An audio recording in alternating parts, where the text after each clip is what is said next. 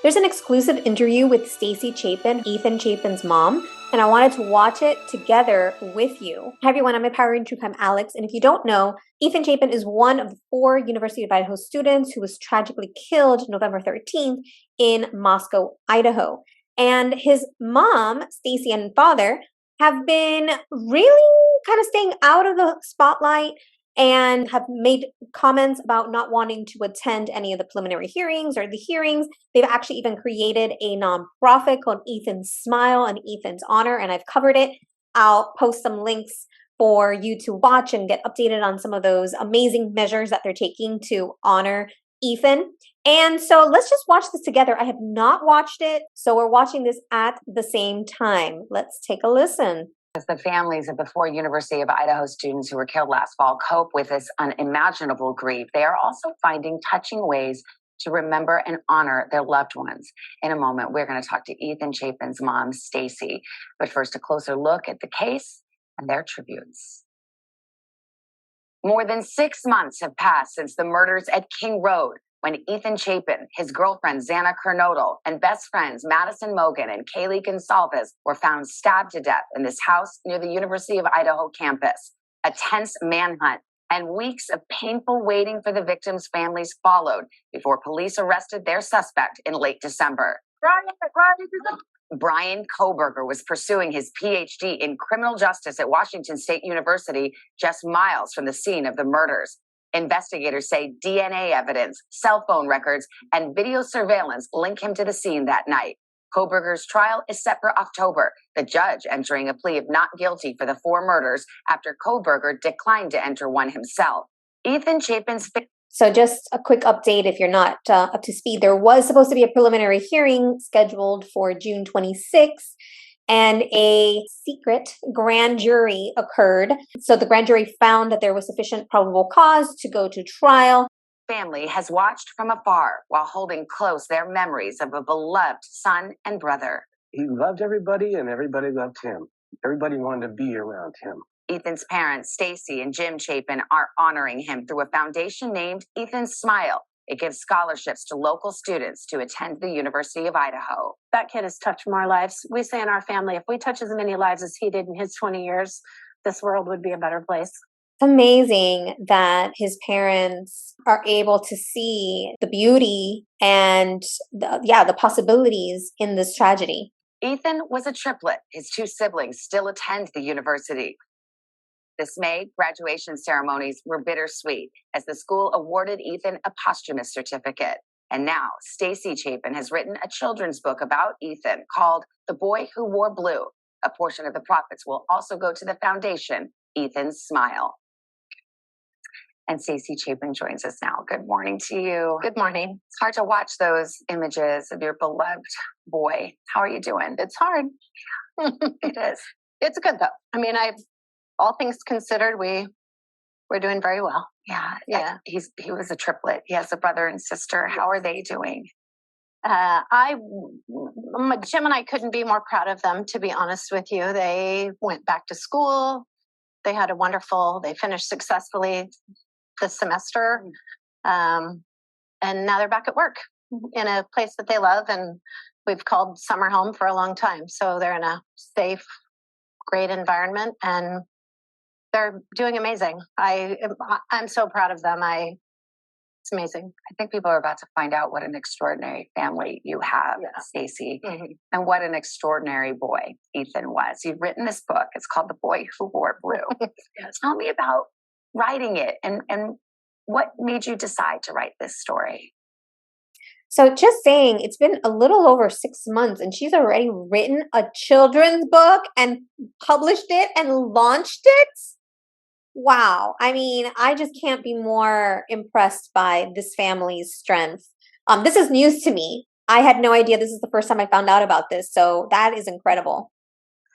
It started with my best friend sent me a news release that was that an author had been given the rights to the story to tell of these kids. And as a mom, you're like, well, how does somebody write a story about people that they don't know, right? My Right, about my kid. Yeah, I'm the one who's raised him, Gemini, and it just sparked something in me. And the only thing I can explain to people how the book came about is I think it's like a country artist who goes through a breakup and writes their greatest hit. It literally just came to me in the middle of the night.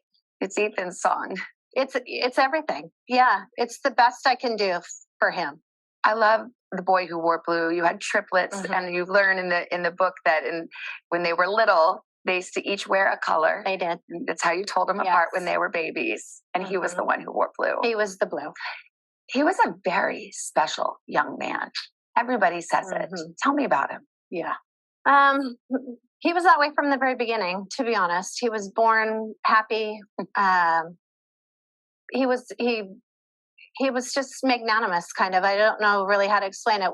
What we find more interesting is how many lives he touched that we didn't even know existed. It's incredible. I mean, I tell people if I touch as many lives in my lifetime as he did in 20 years, he just swarmed every room. He had a wonderful smile. You hear in those stories now, people are calling you and saying, I remember when Ethan did this or that. Yes, or strangers. Yeah. The strangers have been amazing who have come up to us, and it always started the same way. You don't know me, but I have this story to tell you. Yeah. What does that do for you? Is it comforting? Is it hard to kind of share your grief with this high profile story and it's so public?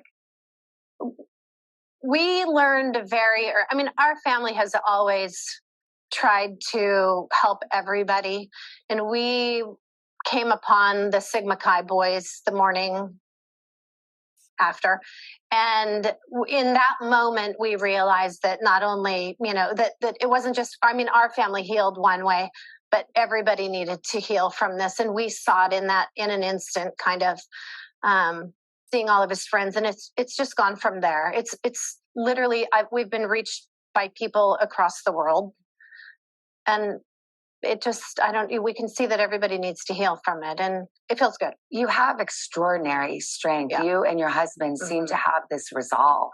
You say if people want to talk to you about it, it's okay to talk about. Yes. It's not the elephant in the room. Yes. You want to talk about Ethan. Yes. Where does that come from, that strength, when you're dealing with the unimaginable? We just decided that, it has its moments, of course, right? But we get up every morning and we just decided that the best thing we can do is put our best foot forward, mostly for Maisie and Hunter. They deserve it. They didn't deserve this.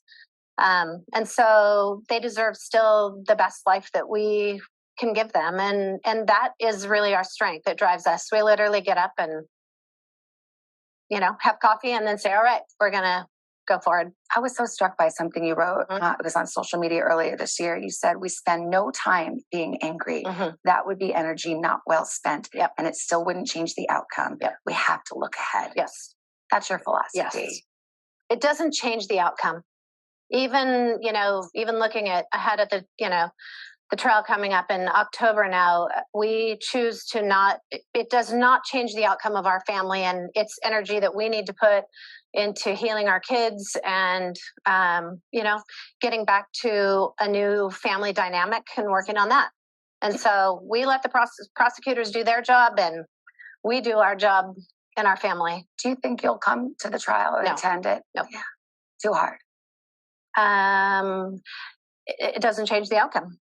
It just is energy that does. So that was just a question because they said that they weren't going to attend the preliminary hearing, and they're saying that they're not going to attend the trial now. So that's their decision. Doesn't feel like it's well spent. There's other places to put it. So. Ethan, as we said, was such an extraordinary young man, one of those light at the room type of people. Yep. What would you want the world to know about him? Now they know his name. What do you want them to know about him? Honestly, I think the world sees it in the photos. He's become this look at him. We're looking at his pictures. He was just the greatest kid. Everybody loved him. He was warm. He was inclusive. He was the kid you wanted to hang out with. Anywhere he was, he would play any sport. He'd play any cribbage game. I mean, he just was always game to participate in anything with a big smile and a warm heart. He was kind. Well, Yeah. we can see where he gets a lot of Truly. those attributes from your family, the wonderful, supportive family. And I just have to show people you have the most beautiful new tattoo on your arm. Can we show it? It's his handwriting. I love you, Mom. Ethan. It's beautiful. It's from McCarty. From McCarty gave you. Yeah. Stacy, thank you so much. Highly encourage people to hear Ethan's story, The Boy Who Wore Blue. Yep. As his mother tells it. Yep. Stacy, thank you so much. And you can find out more about the book and other ways that Stacy and Jim, her husband, are honoring Ethan's memory. It's on our website today.com.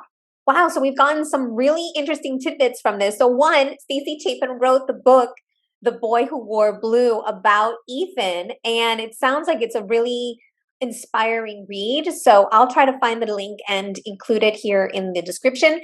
And also that the Chapins are not planning to attend the trial in October or whenever it is. Now, that, of course, they could change their minds. They could attend later, but as of right now, they have decided that they're not attending the trial. So just thought it was so heartwarming to share the story. I knew it was going to be great because they have this resiliency, and they've been creating this Ethan Smile charity nonprofit.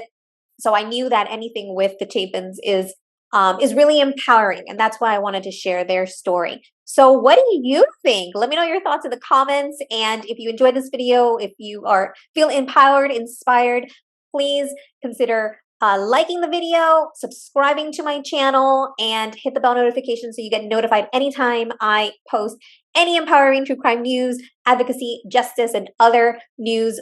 With that, remember to always keep it empowering, always follow your intuition, stay safe, stay thriving, and have an empowering week. Bye for now. Don't forget to like, subscribe, and hit the bell button for notifications. Thank you.